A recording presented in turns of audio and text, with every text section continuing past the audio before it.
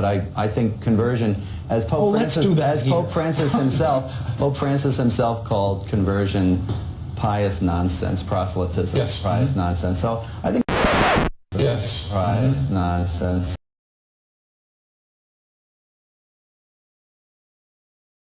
Now, of course, the Vatican is saying, roll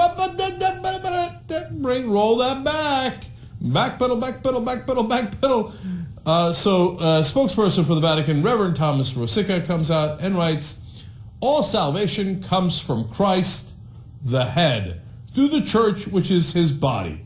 Hence, they cannot be saved who, knowing the church is founded by Christ and necessary for salvation, would refuse to enter her or remain in her. Am I the only one who thinks that sounds dirty?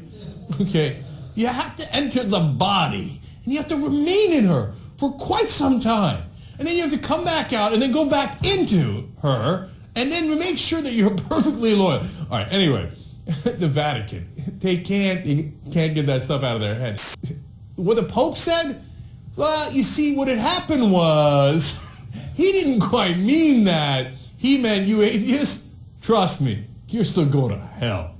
But it is weird that the Vatican is correcting the Pope.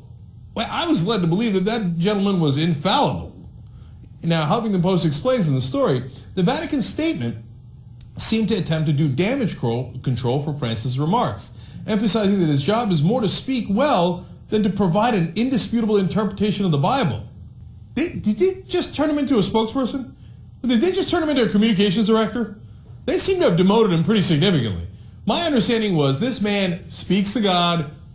I know all the Catholics are going to give me all this details. Like, no, you don't understand. We say, like, in order for him to be infallible, it has to be a Wednesday between 4:30 and 5:30 in the afternoon. And if you're having tea, that's when he's talking to God, and that's when it counts. He's not generally infallible. Oh, get out of here, man! He's the frickin' Pope. He's supposed to be the guy who's talking to God. And now Vatican comes. He says, he speaks well. Blah blah blah blah blah. That's why we hired him. But he doesn't have an interpretation. Well, if he doesn't have the interpretation of the Bible, then why the hell are we listening to him?